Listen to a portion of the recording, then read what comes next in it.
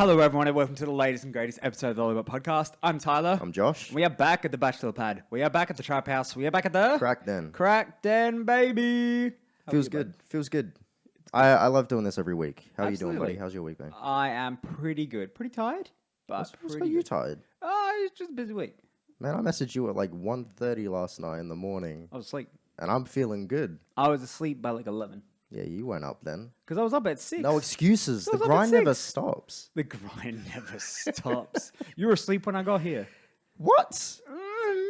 How'd you get it? How you going, buddy? How's your week? No, it's been good. A lot of weird shit's happened Yeah? this week. I mean, I'm back at work this week, and that's not fun. Oh, I thought you were back working. Yeah, You're working from home currently. Yeah, so due to the COVID outbreaks, like we had like 10,000+ cases nationwide. Oh, no, more The than other that. We day? had 30K No, in Sydney. in one day, and then it just kept ramping up, right? We had like 25,000 in New South Wales alone the other day. New cases? Yeah. Jesus Christ. Yeah. All right. Well, we've our group chat at work has banned all COVID talk. Look, fair enough. Yeah, and it's pretty rough. Like, I guess it's not morbid or anything, but like one of my colleagues is major preggers right now, and it's going to be coming out soon. And I think with all the COVID stuff, she may have to have the baby in a different hospital, and because of the isolation, has to do it alone. Like, obviously with a doctor. Ooh. So she straight up said, like, look, I don't want to deal with this talk. I'm like, Yeah. I appreciate that. Yeah, that's You're a lot of stress. Scary woman. She is very scary. Yeah? Like, apparently one of the newbies at one point on the floor messed an account up, unintentionally. Mm-hmm. She, the way it was described to me, because I was not there, just thunderously ran up to them and screamed at them for messing up the account. Thunderously. Like, when you just got those, like, powerful steps on the ground? stomps. Like, Dum, yeah. dum, dum, dum, Yeah. dum. Yeah, it was that. The Like, pregnancy Jokic coming stomps. out the tunnel. Yeah. Sloppy fat boy. Yeah. She's the... I don't want to say she's a sloppy fat boy. No, I meant Jokic. In reference, yeah. You know what I was going to do at the What? start of this pod? You're going to... I was going to say, instead of my name, I was going to say I'm a 300-pound sloppy fat boy. And that would have got you off guard. 100% would have. I'm glad you did. I'm glad you did a normal intro. Yeah, because that's real fun. Do you want to talk about that? Let's talk about it. Let's talk about how much of a bitch Fuck the Morris twins. Morris was. They're such soft boys. Fake tough boys. Is Absolutely, what you call it. yeah. Fake tough boys. Fake tough guys. And for those that don't know, one of the biggest things in the sport world was a tweet by the Morris twin. And I don't even know his fucking first name. It's Markif or Markeith. I don't know. It's Markeith or Markov. I don't What are the other guys' names? Did you say Markov? I don't remember the other guy's name. Horrendously just shitty plays. They don't matter. Yeah. And it was the Morris twins' like 30th game out with whiplash. Yeah. Which I get, it was a hard hit. But he posted a tweet saying he'll be back or Yeah, something. this is a real Jokic injury. This ain't fake. This is what happens when you get rammed from behind by a 300-pound sloppy fat boy. When you say it like that, that sounds sexual. It was something like that. It was along the lines of that. And it's like, well... This is what you get though. Like, and you know what's frustrating me? And I think I wanted to talk about this. Not the specific tweet, obviously. I'm not from the future. But like weeks and weeks ago, I wanted to talk about this Jokic scenario. Mm-hmm. And obviously I had notes on it. It's gone now. But I'm so frustrated with the way that obviously the more time Morris misses from games, the more everyone wants to side against Jokic. Yeah.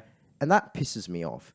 I don't care how long Morris is. I don't care who it is. Yeah. This could have been probably my favorite player. It could have been Kobe Bryant, If this happened to Kobe Bryant, Kobe would know not to turn his back on someone after you do something After shitty. you cheap shot him. Yeah. Yeah. It's cheap shot for cheap shot. And doesn't matter how much time you miss, you still deserve this. Yeah, 100%. Obviously, I don't want him to miss 30 games and potentially more the way it's going. But the fact of the matter is, the Morris twin, I love how we just refer to him as the Morris twin. It's Markeith or Markoof. It's one of them. It's Marcus and Markeith. Morris. Oh, Morris. Wait. Yeah. Marcus and Markeith. Yeah. One of them's on the Heat, and that's it. Yeah. It's like you still...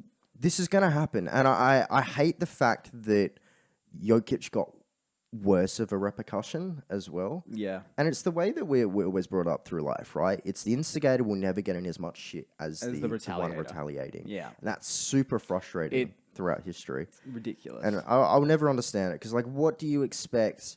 Like, what Morris did was disgusting. Mm-hmm. It was Just call him midair. Morris. Sorry, not the Morris. Just say Morris. All right. What Morris did was absolutely disgusting. Yeah. Jokic was midair. Yep. Tried to buckle his knee with his own knee. Mm-hmm.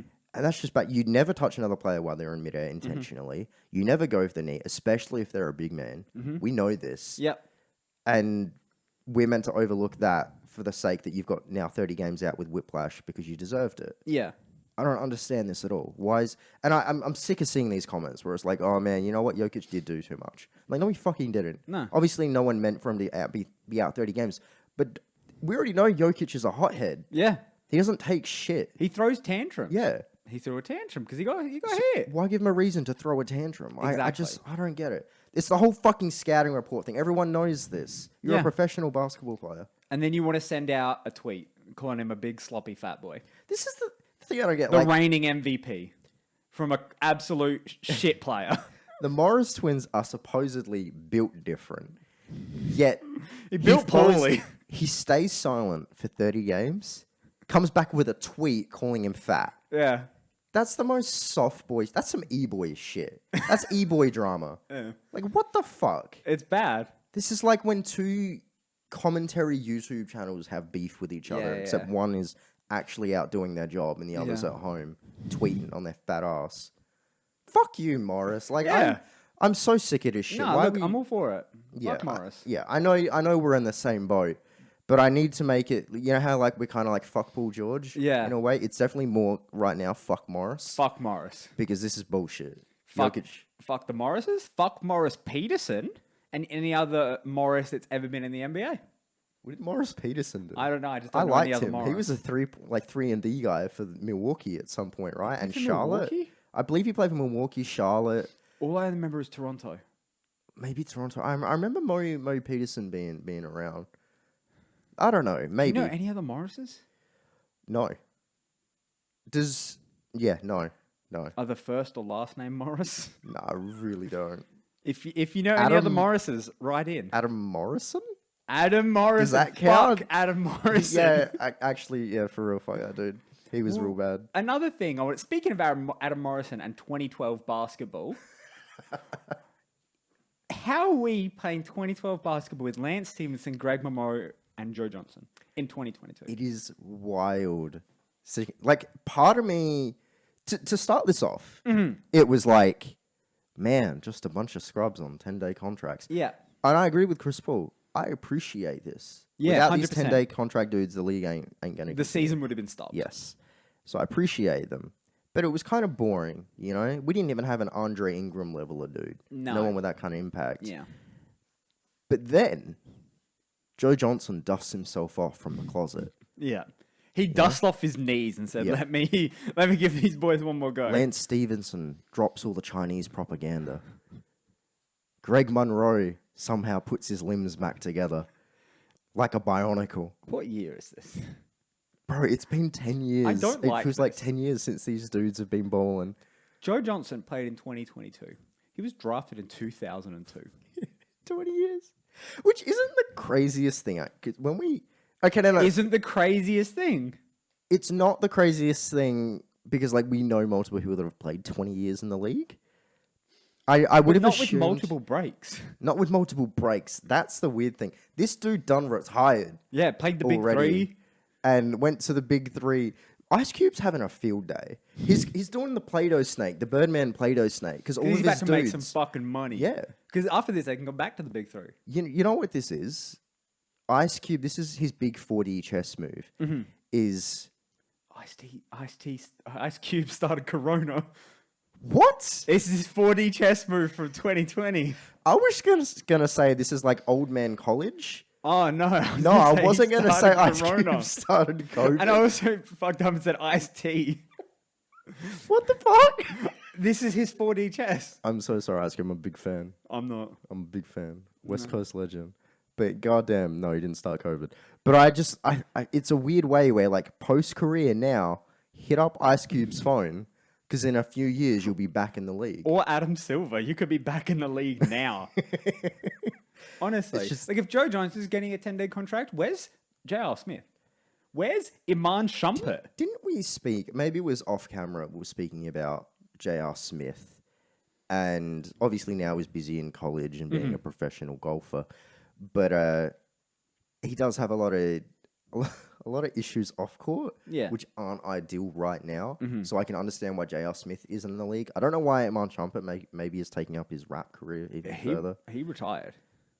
Yeah, I know, but anyone can retire now and come back. But it's weird. Like, where is Iman Shumpert? I understand he got cut last season. Last time I saw Iman Shumpert, he was shirtless in a rap video. Well, he just won Dancing with the Stars. Oh, you told me about that too. Yeah, I never didn't watch it. He just won. Good on him. Yeah, that's neat. He's a very athletic man. I don't know why we're talking about Iman Shumpert and his post-career endeavors when we're talking about Joe Johnson, his post-career endeavors, which is back in the NBA. Because why isn't Iman Shumpert back? I mean, there's probably some weirder ones, right? Like, no, Iman Shumpert probably is one of the weirder ones. Who's your best, like your number one player that's out of the league that you feel like can make the biggest impact if they enter the league right now? J.R. Smith or Iman Shumpert? Mine is Nikola Mirotic. Oh, I really? think he is insane. Mirotic, huh? Yeah, Mirotic was one of the most brutal big men when he was in the league. He was a scary dude. He made not We're Jokic. thinking of different people. You're thinking of the huge Kings player, right? He made he played for Minnesota. Yeah. He's the one who got Drummond to start lifting weights. Yeah, Drummond, and he makes Nurkic look tiny. Yeah. Like this is the Mirotic dude that has ties to the mafia, right? The Serbian mafia. I believe so. Yeah. He's like brother-in-law with like one of the top guys in the Serbian mafia. I think or so. Something. Yeah, he's running for office. Is he? In his home country. I don't know which country it is because I don't want to get it wrong. I said Serbia, but it's some like Slavic, Eastern European land. I'm pretty sure he's running for some level of office, some level of parliament. Can you imagine opposing that guy? I'm going to look in the office? That's a scary fucking I'm going to look that up right now. Also, when you said shit. Mirotic, I was thinking of the other Mirotic. Do you remember the one that played for the Bulls? Yeah, this is the guy you said. You said Nikola Mirotic, which is the guy I was thinking, which is this guy. Not that. Who's the... Oh, now I'm frustrated. You look it up. He played for... I remember playing for Minnesota because I remember seeing the photo of him in a Minnesota jersey and it looked like his biceps were about to explode. Yeah, he's tattered. Yeah. Played for Minnesota. This isn't going to help at all. You can look up like Andre Drummond lifting weights. Because it's and the story will come up. It's Mirotic, right? I don't think it's Mirotic. Because Nikola Mirotic used to be a Bulls player and he got punched in the face by Chris Dunn. Made Andre Drummond lift weights. Okay. I swear it was Mirotic. When we said Nikola Mirotic, no, we're thinking of a different guy. Yeah, no, it's not Nikola Mirotic because that dude looks small. Yeah. Oh, Nikola Pekovic. Pekovic. Yeah. Sorry. It's the Vich names always sound the same. It was Nikola something. Yeah, it's Nikola Pekovic. Holy fuck, this dude's huge. Scary. Look at him right now, everyone that's watching. Yeah, everyone, pause the video, look up a video, look up a picture of Nikola Pekovic. Show me a photo real quick. He's a scary dude. Yeah. Nah, should you cut in a little photo between us? I'm going to pop him right here. Right? Hey, Nikola. 3, 2, 1. Hey, Nikola. How you doing? The only reason he's out of the league... The only reason he's out of the league right now is because he was offered more money in Europe, I believe it was. It definitely wasn't his skill set. He was a phenomenal basketball player, and I still think he is. I guess, 10-day contract isn't enough to cut it. No. He's going to want more money than that and a running longer for deal. office. Yeah.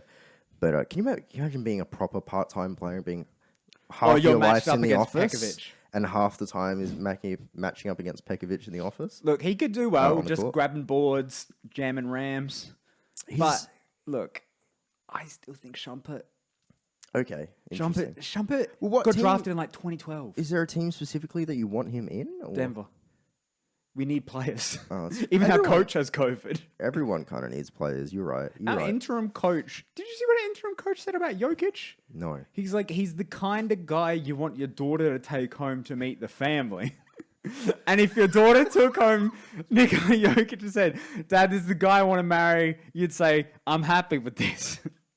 Let me look that up. Word for word, because it was absolutely clapped. Nuggets interim coach. That's funny. The Nuggets interim coach is named Popeye Jones. That's a fake name. His name's Popeye Jones. Here's, quote, word for word. He's the type of guy that if I had a daughter, I'd want my daughter to bring Nikola Jokic and say, hey, Dad, this is who I'm going to marry. That is a real quote from Popeye Jones. Oh, my God. I love it. He's our interim coach. I love it. I'm a big fan. You should keep him. You should absolutely keep him.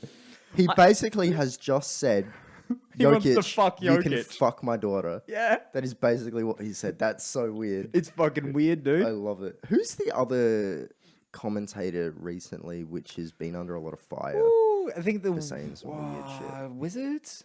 The Wizards one, I believe. I'm pretty sure it was the Wizards commentator. Okay. Do you know the full story behind that? Did you read that? I read the KPJ one. Yeah. So Kevin Porter Jr. hit a buzzer beater or a very late game clutch 3-pointer. And the commentator said something on the lines of, and he pulled the trigger perfectly just like his dad. Now, the Wizards commentator was thinking that Kevin Porter Jr. was the son of a former Washington player called Kevin Porter. So pulled the trigger just like his dad because he was a good shooter. Turns out it's not his dad. His father, Kevin Porter Jr.'s actual father, was arrested on a assault or murder charge at some point in his life for, a firearms incident. Don't look good.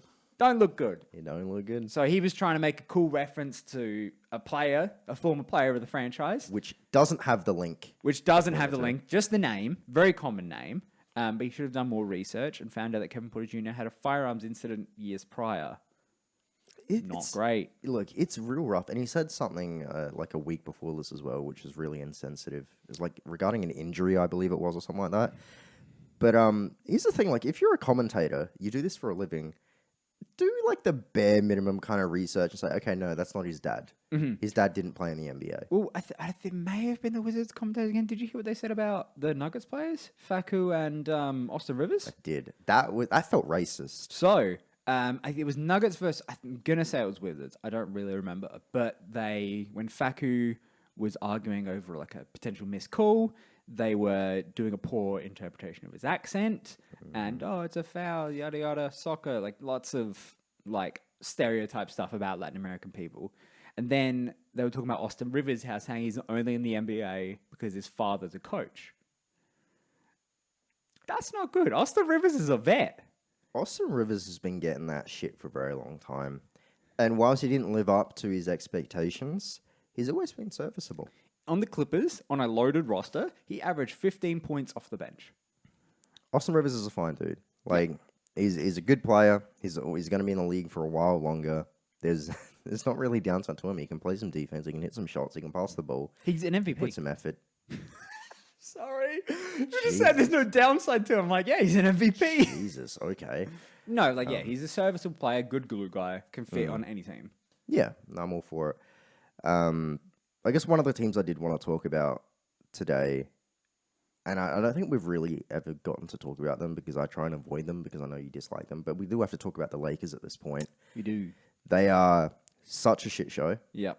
We're just about 500. Sometimes we're under, sometimes we're over. But boy, we love that 500 mark and flirting with it. There's a lot of... It's just a bit of a shit show. Now, I have noted some things down because I guess I wanted to get your opinion on what we should do. Yep. So obviously, about 500, we're pretty average. LeBron is carrying us in pretty much every statistical outcome. Yep. Which he's 37, should not be doing that. No. It's really bad to see. AD is nowhere to be seen. Yeah, he's either not playing. He's not playing. Or when he did play, he was playing awfully. It was not bubble AD. No, it wasn't normal AD. No, it was just kind of middle of the road AD, and now he's not playing. So really just nowhere to be seen, which is really unfortunate. Westbrook has been extremely inconsistent. No, I'm not going to sit here and say that Westbrook's been horrible. He has not been horrible. Mm-hmm. He has single-handedly saved us games. There have been games where he has taken over, and he's been a good facilitator in every game. Yes, I know his turnovers have been atrocious, and by now I was hoping he'd reel it in. Start of every season with a new team, is a bit turnover heavy, but he hasn't reeled it in yet, and that's a bit of a concern. Yeah. And maybe it's because we don't have proper shooters on the perimeter. And I know someone's going to pull up that clip where it's going to be like, oh, what about this game-ending one where you had LeBron and someone else on the three-point line, and he didn't kick it out? Whatever, that's a one-time thing. I hate when people do that. Right. Like, there may be exceptions to a rule, but if there's 2,000, like, you know what I mean? Like 1 out of 2,000, No, exception. because you can't bring someone's IQ down just because of one misplay. One play. Yeah, exactly. It doesn't stand out. How many other clips can you pull of Westbrook not doing this? Why would we not? So let's just base the whole MVP race off one game. Yeah. No, you do it off a season of 82 games. Stupid. I hate it. But he's been inconsistent, so he definitely hasn't been helping. He's been more of a detriment so far. Yep. His shooting splits have not been ideal. Not the worst in the league. No. Obviously, his greatest deficit right now are the turnovers. He needs to turn them back. Yeah. If we see him get 9 turnovers one game, we think, oh, you know what, that sucks. If we saw, say, LeBron James get 9 turnovers, that's a headliner. Yeah. It's like, what happened to Bron? But no, we're used to seeing Westbrook with these really bad turnover numbers. So he really needs to reel that in. Yeah. You don't want to be known for that. You don't want that to become, that's a rough game for Westbrook. THT, or Thought as I call him, Yep. has been abysmal. And I'll be honest, I never saw the hype behind THT. I just didn't think he was good. He couldn't shoot. He can't defend. Yes, he's lengthy, but there are a lot of dudes in the league that have length and can't do anything with it. Yeah. That's why they're not in the league anymore. So I don't know why people were so hyped for THT. He's not going to provide us anything that we hadn't already had. At one point, Pelinka said he was untouchable in the offseason. What does that mean? We had Caruso where he should have been untouchable. Yeah. He was the most untouchable player because he slotted in so well. THT doesn't slot in anything. He's still trying to find his way. Yeah. A player that's trying to find his way with potential that's not like unanimous is going to be great. Yeah. Should not be untouchable. No. And I just don't get it. He's been abysmal, absolutely abysmal, and he's not been helping, especially with all the protocols and just our dudes not showing up. Kendrick Nunn is coming back, but he doesn't provide that thing that we need. We have scorers. He provides like 10 to 15 off the bench. That's fine, but we need someone that's going to play great defense. We need someone that's going to get everyone in rotation and just keep that motivation going. And I know that sounds like a spiritual thing to say, it's got to keep everyone going mentally. But it's true. But we don't have that anymore. No. When you see LeBron on the floor, it's just, he doesn't give a shit. No. He'll get his own a lot of the time, but you see him just dawdling back.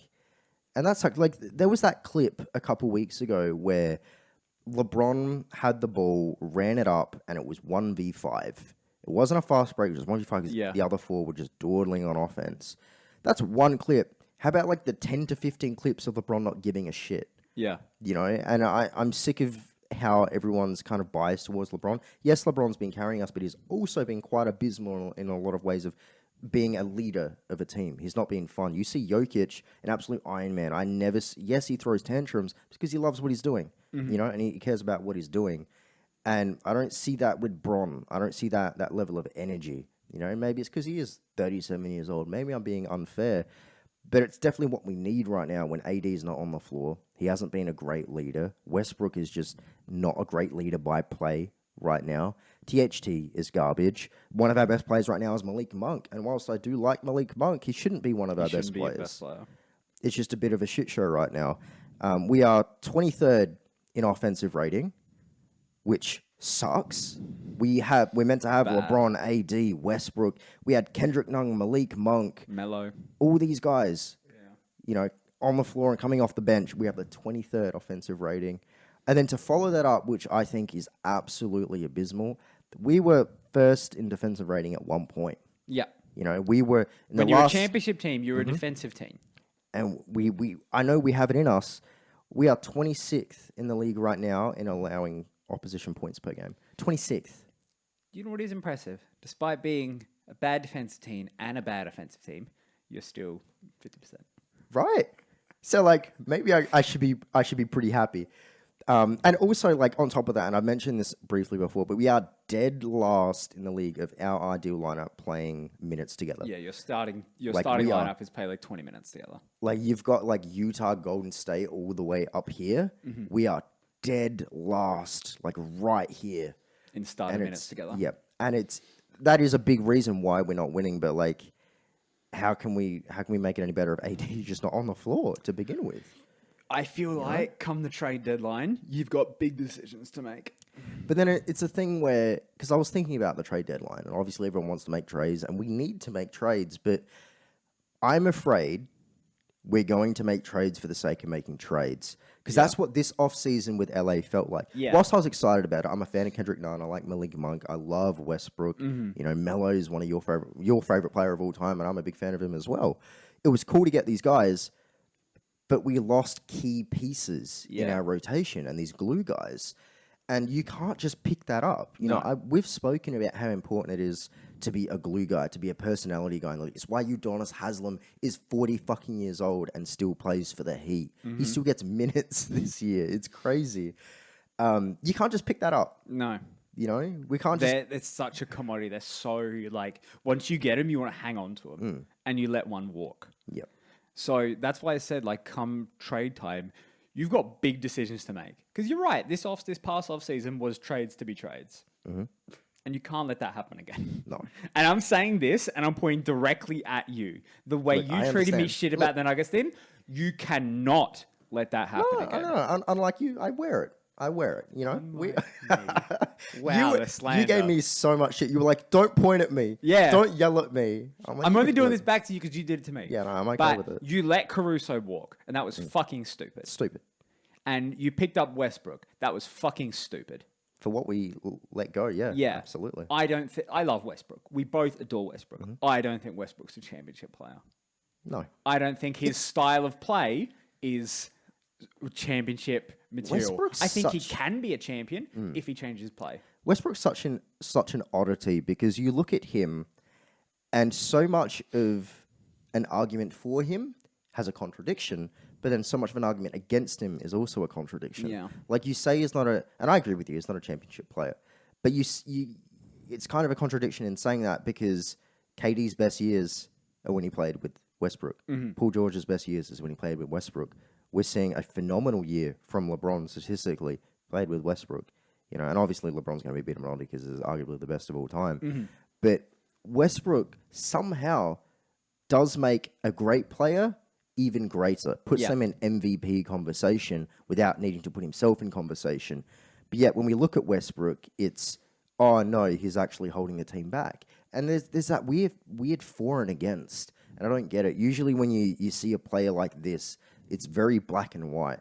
You know, we can say that this guy is holding this other player back. You know, we saw it with you know, KD and Golden State. Whilst I don't think, you know, what Clay, Steph, and Draymond, well, I guess mainly Steph, was holding KD back, but obviously KD could have gone off for 40 points, 50 points night in, night out, but he can't because you got Steph and Clay.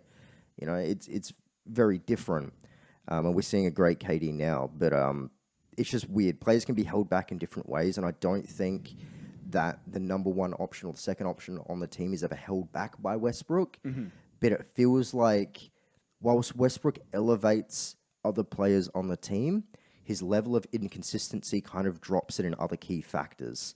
And I think it balances it out to where it's not really an improvement. 100%. So it feels like he can unlock players, help unlock players. The same way LeBron helped unlock AD. The same way Chris Paul can help unlock Devin Booker, right? The same way Steve Nash helped unlock Amari.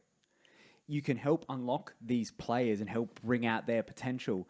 But Tim Duncan never unlocked anyone. But he's one of the best players in NBA history, and he's a championship player because of his IQ or is making the smart basketball play. Westbrook, a lot of the time, doesn't make the smart basketball play. No. And I love him. Absolutely adore him. We both do. Yeah. But and like he can elevate the players around him, but that's not winning basketball. Yeah. Like, and I don't want to, like, obviously we're not slandering Westbrook because, like, In our blockies last year, we did the award for best leader in the NBA. Yeah. And I picked Westbrook because of where Washington were at. They were dead last. Yep. And he single-handedly, it wasn't Bill, Westbrook single-handedly willed them to the playoffs. 100%. They made a fight in the playoffs. 100%.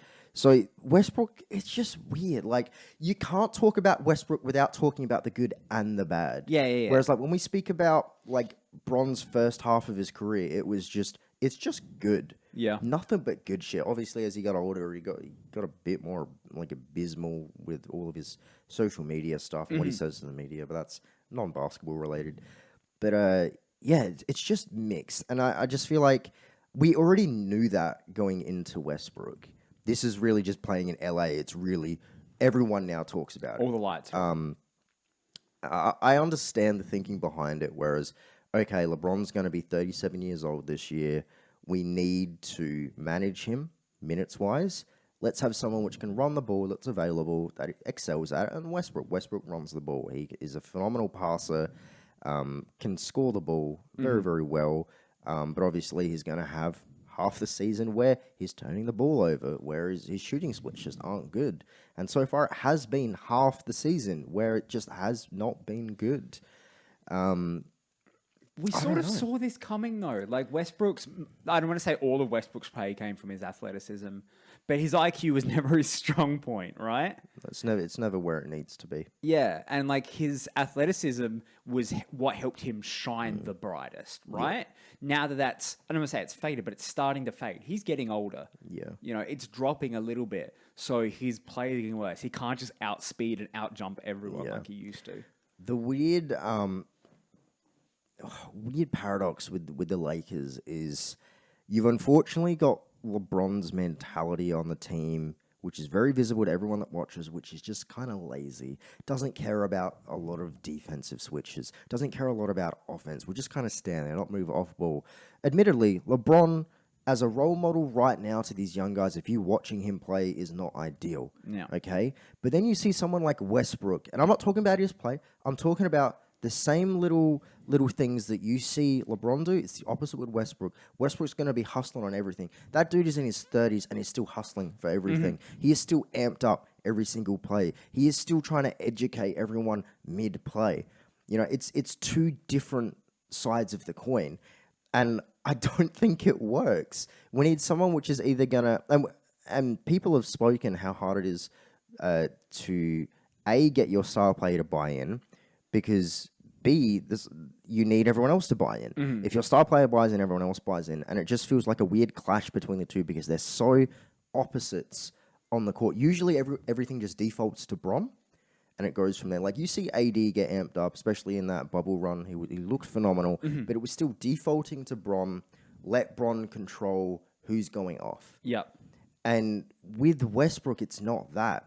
Westbrook is going to be Westbrook. Westbrook wants everyone to be amped, but he needs himself to be amped doing so. He can't play passively.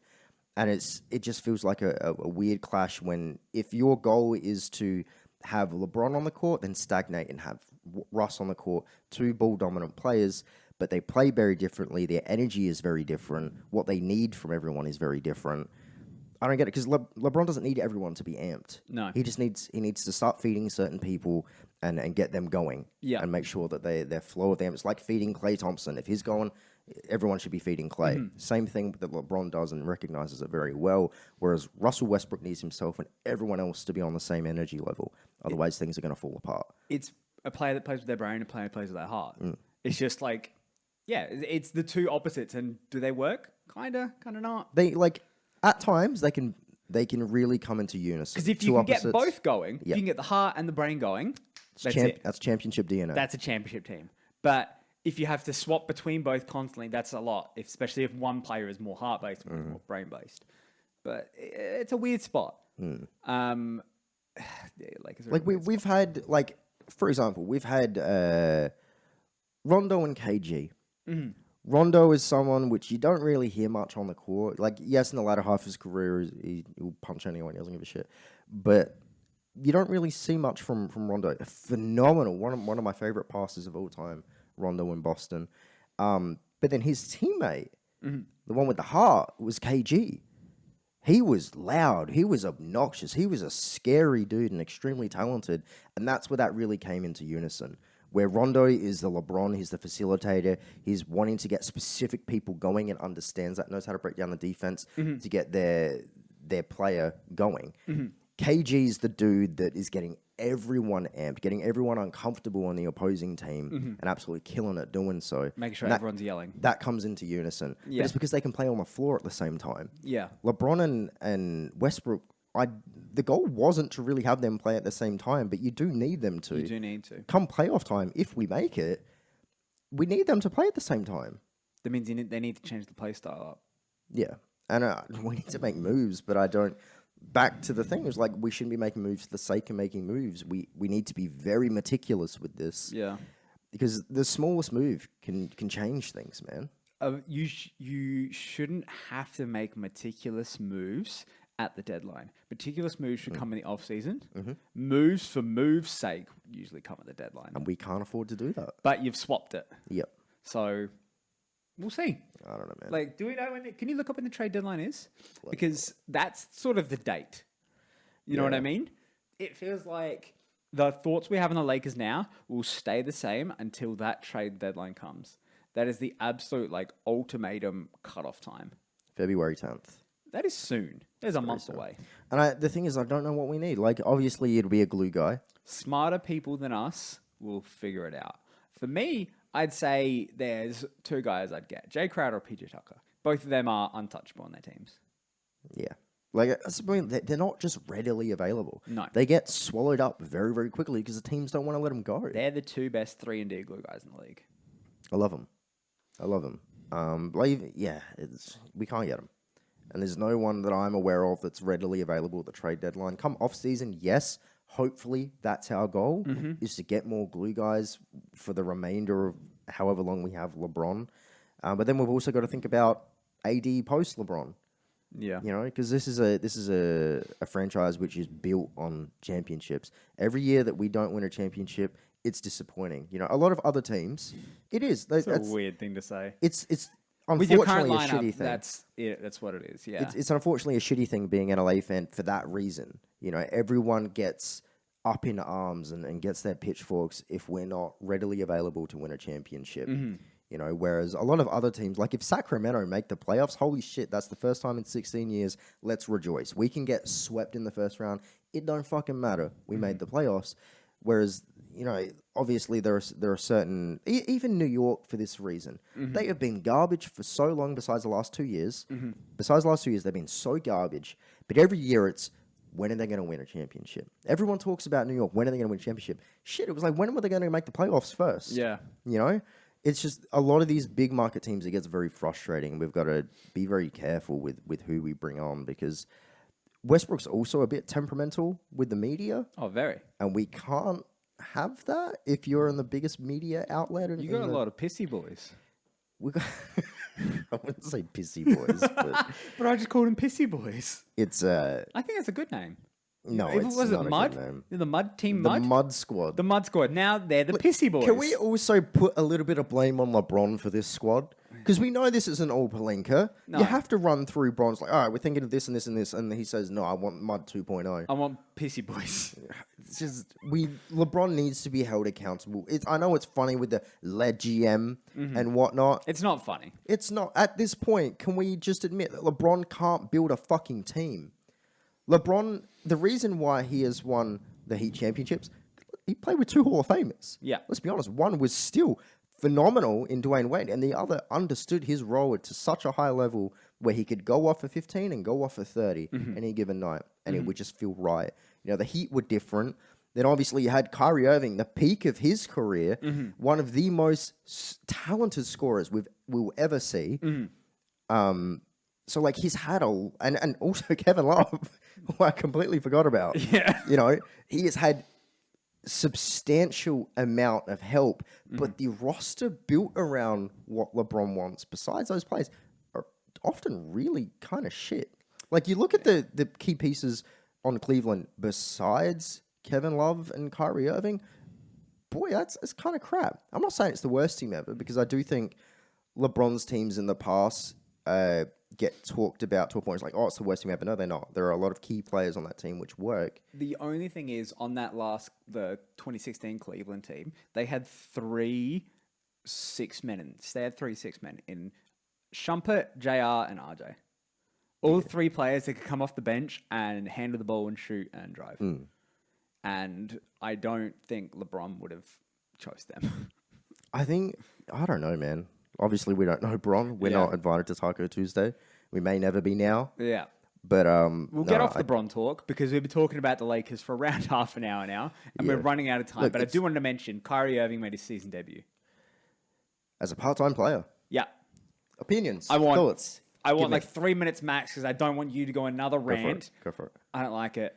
You don't like it? I think it's pathetic. Yeah. Well, let's leave it at that. And I just think not so much Kyrie because we could talk about Kyrie for a long time. I do feel bad for Brooklyn fans for the sake that they were so happy that Steve Nash and the franchise took a stand against part-time players. Yep. And then unfortunately had to get Kyrie back because of COVID. Yeah. Basically. It's disappointing. Yep. I feel for you Brooklyn fans, but you got another player, whatever. We'd much love to say, nah, fuck you. Still one of the best scorers we've ever seen. He's insane. Unfortunate that he's good. Yeah. It's unfortunate that he's talented. Yeah, one of those players that I just really dislike. Yeah. We're probably going to wrap it up here because we are reaching time. Are we really? Yeah. Shit. That LA talk went for a while. That was a lot. My bad. Look, it's been about 7 days since you went on a rant, so it needed to happen. If you've made it through this far, thank you very, very much. It's a favorite part of our week, every week. If you're listening to the audio version, we do have a video version on YouTube. If you're just watching the video version, we have an audio version on Spotify, Apple Pod, Google Pod, Anchor, Breaker, Last FM, Nonstop Pop FM, Fortnite Radio. We are everywhere good podcasts are found. Thank you very much. Love y'all. Bye.